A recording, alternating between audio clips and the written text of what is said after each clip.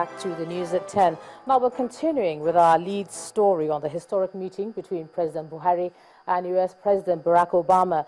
Let's get an economic perspective now, and joining me is the Managing Director, Financial Derivatives, Mr. Bismarck Rewani. Thanks a lot for joining us on the news at 10 tonight.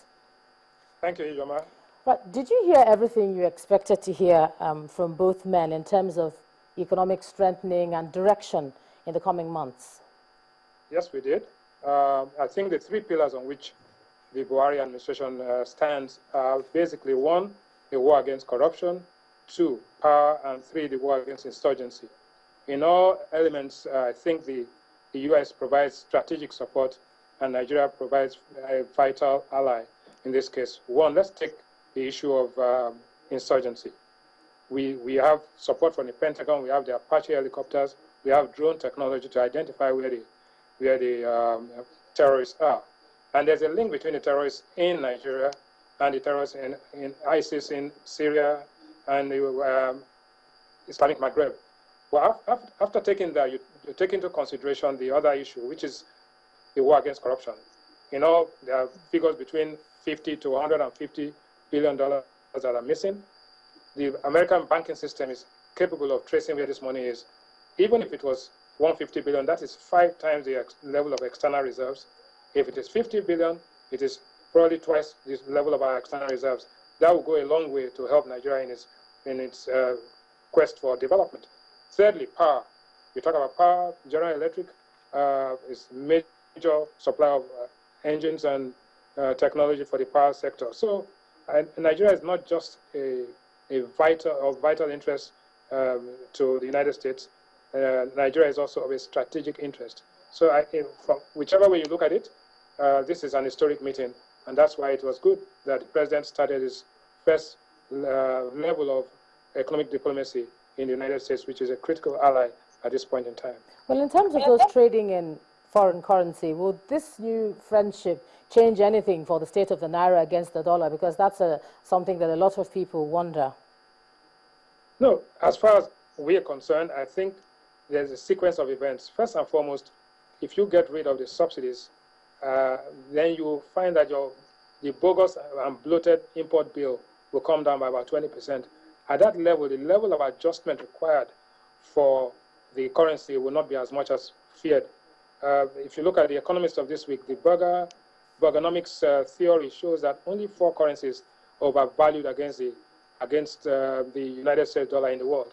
Take the euro, for example. The euro was trading as high as $1.46 to 1 euro. It's down to $1.05. And that's about a 30% depreciation in the value of the euro against the US dollar. That didn't bring Europe to a halt. So I don't think we should be obsessed with the value of the currency. We should think about what our terms of trade are and what level of adjustment is. Ghana, for example, the Ghanaian currency has appreciated by about 30% in the last 1 week because they did the right things. Once the policies are right and the strategic direction is correct, then the currency will find its true value, and there will be no obsession with either a strong currency or a weak currency. The Nigerian naira continues to be a reflection and a symbol of Nigeria's economic strength. Okay, let me just ask you this. I mean, obviously there will be other meetings on the sidelines of this one. It's a 4-day visit. And some economists are asking, in terms of liquidity flow into Nigeria's bond portfolio and the JP Morgan index deadline, is this going to help this new friendship that we see? Yes, it is, because this is at the geopolitical strategic level. What happens after this is that, you see, the United States is not just a bilateral partner, it's also the host and the landlord of the multilateral agencies. The World Bank, the IMF, the IFC are all headquartered in the United States. So whilst visiting the United States in Washington, you also have the opportunity of meeting our multilateral partners. And that helps to bring about the flows. But the most important thing is that the Nigerian currency is a reflection of the strength of the Nigerian economy. Like at this point in time, if you look at what happened today, the price of gold dropped very sharply. And what happens, there's an inverse relationship between the price of gold and the value of the dollar. So once you see the price of gold going down, it means the dollar has strengthened. When the dollar strengthens, all other currencies weaken. So you don't single out the naira as a weak currency. All currencies, only 4 currencies in the world are overvalued against the US dollar today. So I think it's unfair to to single out the naira as a weak currency or the sick man of Africa. Actually, it is struggling, but again, after you deal with your corruption, after you deal with your insurgency, and more important, when you deal with the question of your subsidies, which I believe has to be removed, then you find that the currency adjustment will be minimal. Okay, so Mr. Rwane, going forward now, what should be the direction moving forward? What's the first step in terms of economic direction right now moving forward? Block the leakages, like what the president is doing. Tackle corruption, like what the president is doing. Then come to terms with the reality that this country cannot afford subsidies, petroleum subsidies. Subsidies are reverse taxes, and everywhere in the world, people subsidize production, not consumption. Subsidizing the importation of kerosene and petrol, which has been abused and scandalously abused for the whole of West Africa by a few people, is not acceptable, and this country cannot afford it. All right, thank you so much. Managing Director, Financial Derivatives, Mr. Bismarck Rwane, for sharing your thoughts with us here on the News at 10. Thank you. Now, 8 people have been killed following an explosion at a police checkpoint in Damaturu, the Yobe state capital. Our correspondent there says suicide bombers in a Highlander jeep detonated the improvised explosive device at a police checkpoint after they were stopped by security operatives. Channels Television gathered that while they were being taken to the police headquarters in the state capital for further interrogation, the suspected insurgents detonated the IEDs. It's not clear yet if the casualties include any of the policemen on duty at the checkpoint. The police public relations officer, the Yobe State Command, Mr. Toyin Badigeshin, confirmed the incident but could not give any further details. Well, this attack comes as President Muhammadu Buhari holds discussions with U.S. President Barack Obama on ways to effectively tackle the insurgents, whose activities have claimed thousands of lives and crippled social and economic activities in the northeast, following thousands of others to seek refuge in other parts of Nigeria and in neighboring countries. Now, the Department of State Security, that's the DSS, has been explaining their actions in several hours of the siege, which was laid on the homes of the former National Security Advisor, Colonel Sambo Dasuki, on July the 16th, 2015. The DSS, in a statement, says that the operation, which warranted the agency to embark on the search on those properties, was based on a credible intelligence report linking Colonel Dasuki with alleged plans to commit treasonable felony against the Nigerian state. Colonel Dasuki is said to have resisted the operations by using military operatives guarding his home, even after the presentation of a duly signed search warrant. The DSS explains that the delay in getting to the former NSA's home stretched the operations from what should have taken just 2 hours to over 10 hours. After the search operations, the DSS claims it found 7 high-caliber rifles, several magazines, and military-related gear. The DSS team says it also recovered 12 new vehicles, out of which 5 were bulletproof. They also added that the former NSA could not produce proof of ownership of the exotic cars. The DSS Director General should tell us where and how, where he's keeping him. He's with him. If anything goes wrong, he will be responsible for whatever that might befall my client.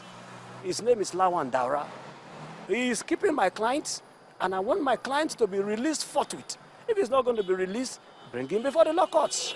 That is the position of the law. The Constitution of 1999, Section 31 and Section 35, they are very clear.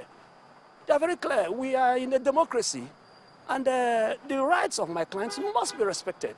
So that is the reason why we have spoken to the press, made a statement, and we are now speaking to you. Please let my client be told his offense. 24 hours, that is what the law says. Well, let's take a deeper look at this issue now. I'm now being joined on the News at 10 by a lecturer in the Security Management and Strategy Department of the University of Lagos, Colonel Shobo Najib. Thank you so much for joining us tonight on the News at 10. Good evening. It's a pleasure meeting you. What do you make of the particular move, by the DSS on the 2 homes and the 2 individuals? Well, the move by the DSS is a move in the right direction, because if you listen to the release from the State Security Services headquarters, it was an allegation that was made, and they were trying to find out the authenticity or otherwise of that allegation, and it could happen to anybody in any status and in any position. So, and again, you equally look at it that a warrant has been obtained for them to conduct the duty they are expected to perform, and that is what they have just done. Well, in the case of Colonel Dasuki, let us look at what was alleged to have been found in his home: 7 caliber rifles, several magazines, exotic cars, etc. Does that constitute treasonable felony? Well, if you look at the Constitution of Nigeria, and of course you look at Nigerian defense policy, if you equally look at the theory of small arms, acquisition of armaments, storage of armaments, military arsenals, and armories, you discover that an individual, for whatever reason, whatever status or capacity, cannot keep high caliber weapons in his possession. And even if you are going to keep any form of arms, it could be small arms, it could be support weapons, it could be assault rifles, it could be high caliber assault rifles, it could equally be unidentified weapons. It could be unidentified flying objects. They are made by human beings, they are kept by human beings, but you need to obtain approval for their storing, for their acquisition, and for their usage.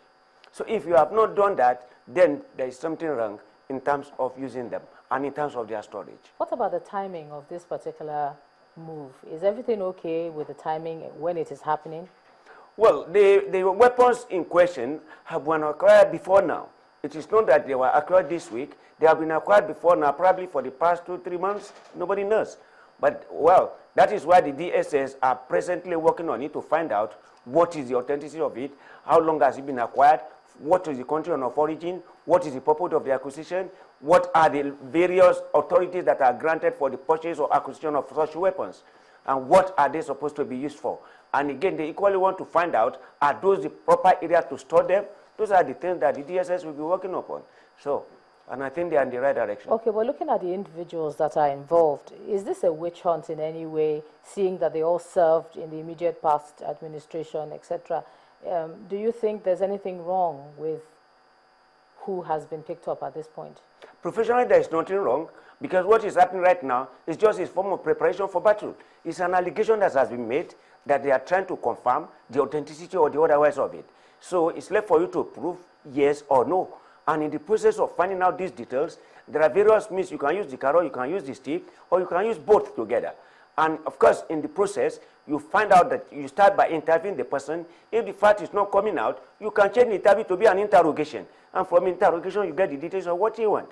So as much as possible, I believe the Directorate of State Security Services, they are doing their job in the right direction, and there is no any aspect of witch hunting. Most especially that the activities that are being done, they are directed to ex-service personnel who knows the rules, who knows the code of conduct, who know the rules of engagement, who know the provision for storing, acquisition, and usage of arms, whether small arms or support weapons. Colonel Shobot Najib, thank you so much for joining us on the News at 10 tonight. Next on the News at 10, it's a holiday, but there's still a bit of business that was transacted. We'll take a look at that when we come back. You'll join us again.